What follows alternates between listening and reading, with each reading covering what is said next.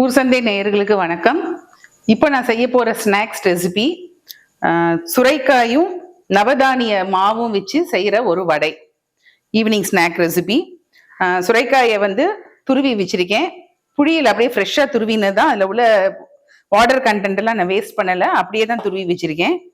இது ஊர் சந்தையில் வாங்கின நவதானிய வறுத்த மாவு. இது சாமை, திணை, வரகு, குதிரைவாளி, கம்பு, ராகி, பாசி பயிறு, கருப்பு உளுந்து, கோதுமை எல்லாம் சேர்ந்து செஞ்ச மாவு. இதை வச்சு இப்போ நம்ம ஒரு வடை பண்ண போறோம். ஸோ இதுக்கு சுரைக்காயோட இந்த மாவை ஆட் பண்ணிக்கிறேன்.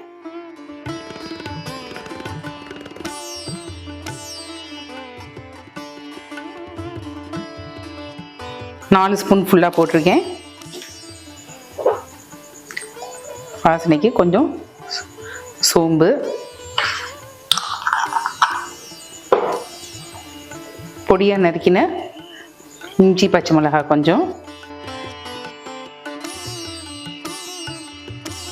மிளகா வத்தல் பொடி,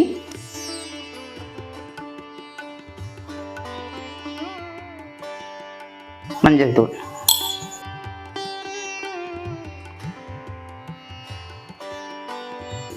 சேர்த்துப்போம்.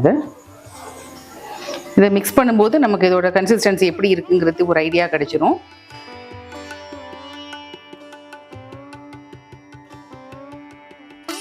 இப்போ மாவை கூட சுரைக்காய் கூட இருக்கிற மாதிரி இருக்கு, அதனால கூட கொஞ்சம் மாவு போட்டுக்கிறேன். நான்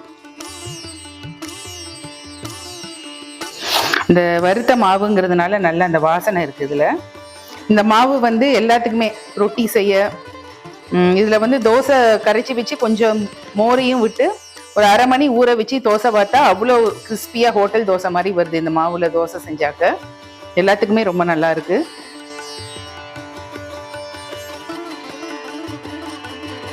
இதுல கொஞ்சம் தண்ணி வேணும். தண்ணிக்கு பதிலாக நான் அதில் ஒரு 2 டேபிள் ஸ்பூன் தயிர் ஆட் பண்ணிக்கிறேன்.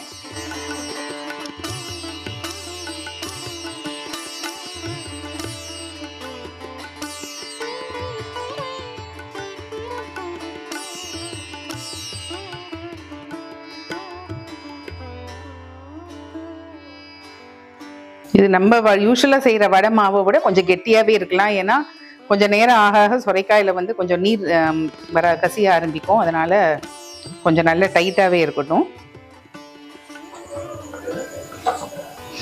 இதை வடை மாதிரி தட்டியும் போடலாம், பக்கோடா மாதிரி கிள்ளியும் கிள்ளி சும்மா இப்படி எடுத்து இப்படி கிள்ளி பக்கோடா மாதிரியும் போடலாம். நல்ல மொறுமொறுன்னு டேஸ்டியாக நல்லாயிருக்கும்.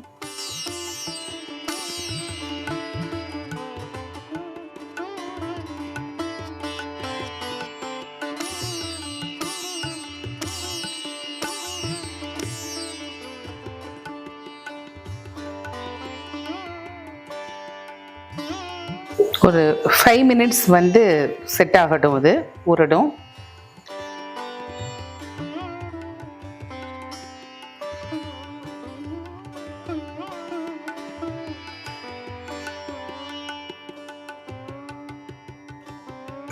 உப்பு போட நான் மறந்து போயிட்டேன். இதில் தேவையான அளவு உப்பு போட்டுக்கலாம்.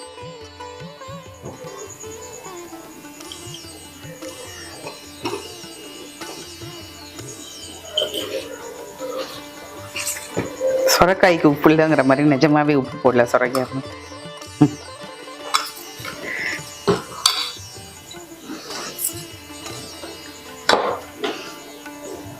ஒரு 2 to 3 மினிட்ஸ் ஊறட்டும். அது இப்போ அடுப்பில் எண்ணெய் வச்சுருக்கேன். இந்த வடைங்கிறதுனால இது கண்டிப்பாக டீப் ஃப்ரை தான் பண்ணணும். இது ஒரு பிளாஸ்டிக் ஷீட்டோ இல்லை வாழை இலை ஏதாவது இந்த மாதிரி ஸ்மூத்தாக உள்ள பேப்பர் எதையாவது எடுத்துக்கிட்டு அதில் லேசாக எண்ணெய் தடவி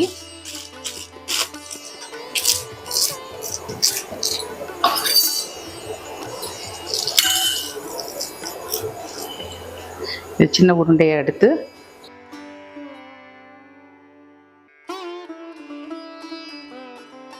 கொஞ்சம் மெல்லிசாக தட்டி வச்சுக்கலாம்.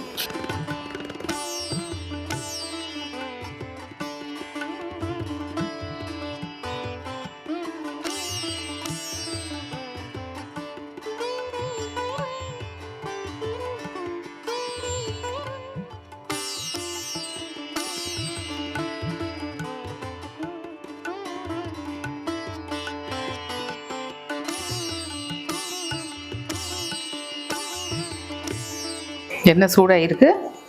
ஸோ இந்த மாதிரி மிதமான சூட்டில் இருக்கும்போதே நம்ம தட்டி வச்ச வடைகளை இதில் ஒன்று ஒன்றா போடுவோம்.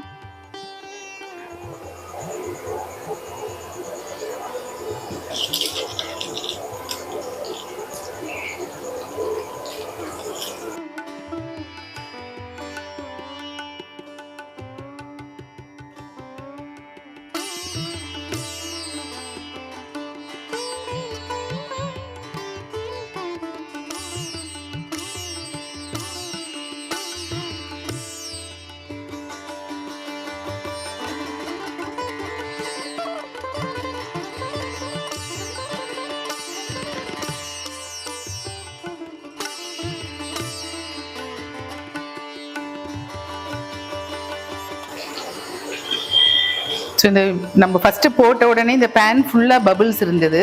அந்த பபிள்ஸ் வந்து கொஞ்சம் கொஞ்சமாக குறையிறத பார்ப்பீங்க. ஸோ டீப் ஃப்ரை பண்ணுற ஐட்டம்ஸ் எல்லாத்துக்குமே அது வேகாமல் இருக்கும்போது அந்த பபிள்ஸ் வந்து ஃபுல்லாக இருக்கும் ஆயிலில்.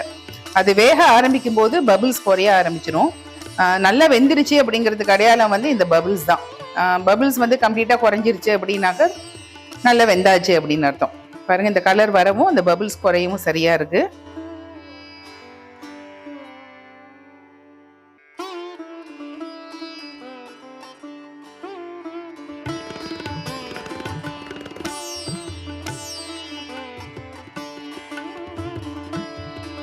இப்போ இதே மாவில்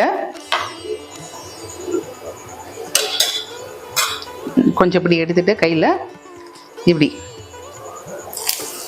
பக்கோடா மாதிரி கிள்ளி போடுறேன்னா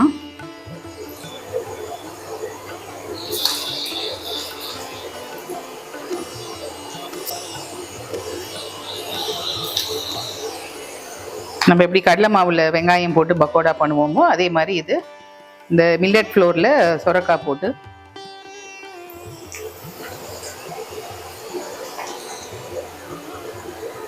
இதில் ஆட் பண்ணுற ஸ்பைசஸ்லாம் நம்ம சாய்ஸ் தான், எது வேணால் போட்டுக்கலாம். ஒரு வாட்டி சொரைக்காய் போட்டு பண்ணலாம், ஒரு வாட்டி கேபேஜ் போட்டு பண்ணலாம், நம்ம இஷ்டம் தான் அது.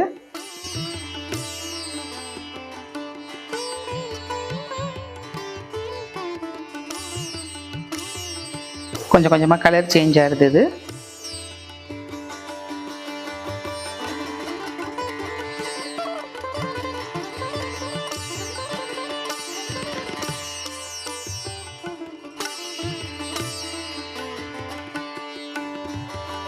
இல்லை வடையும் வேண்டாம் பக்கோடாவும் வேண்டாம் என்னன்னு ஃபீல் பண்ணிங்கன்னா நல்ல தோசைக்கல்லில் எண்ணெய் வச்சு ஒரு ஸ்பூன் நல்லெண்ணெய் விட்டு இந்த மாதிரி ஒரு உருண்டை உருட்டி எடுத்து ஒரு வாழை இலையில் நல்ல மெல்லிசாக அதை தட்டி அதை அதுக்கு தோசைக்கல்லுக்கு மேலே போட்டு இந்த மாதிரி மல்டி மில்லட் ஃப்ளோர் சொரைக்காய் அடையாக கூட தட்டி எடுக்கலாம், அதுவும் நல்லாயிருக்கும்.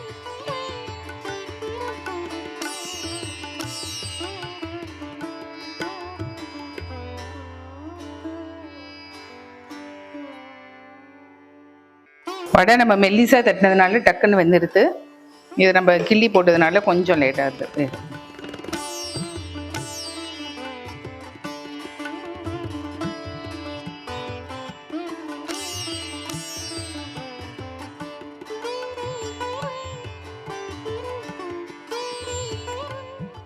இப்போ நல்ல கோல்டன் கலரில் வந்தாச்சு. இதெல்லாம்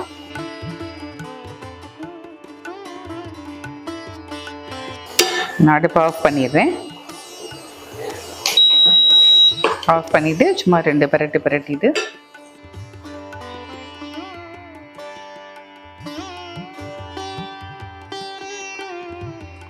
சொரைக்காய் மில்லட் மாவு போட்ட வடை பக்கோடா ரெடி.